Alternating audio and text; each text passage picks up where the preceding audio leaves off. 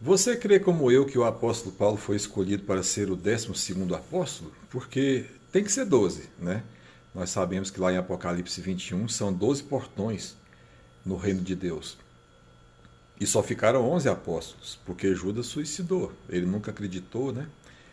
Eles elegeram Matias, mas eu acho que Jesus escolheu foi Paulo, né? Não é verdade? Paulo foi escolhido por Jesus para ser o apóstolo dos não-judeus. Nós, né, a grande maioria, porque nós somos 8 bilhões de habitantes na Terra hoje, e um terço são cristãos. Mas judeus cristãos? Pouquíssimos. São 15 milhões de judeus. E 97% deles não acreditam. Só 3% deles acreditam. Não chega nem a 500 mil judeus.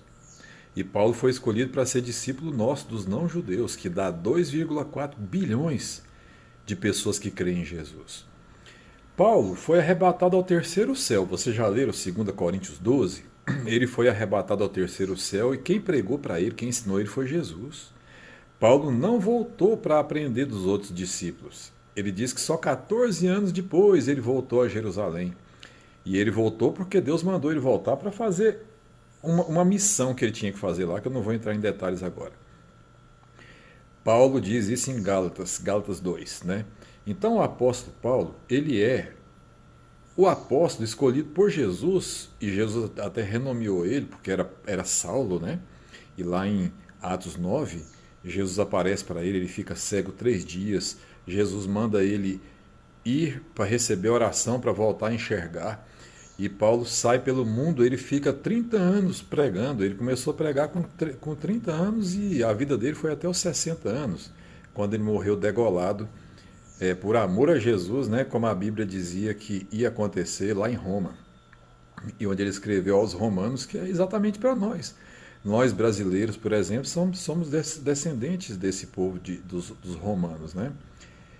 Então, o que eu quero dizer com isso? Todas as cartas de Paulo, e ele foi quem mais escreveu na Bíblia, fala exatamente para nós, os não-judeus.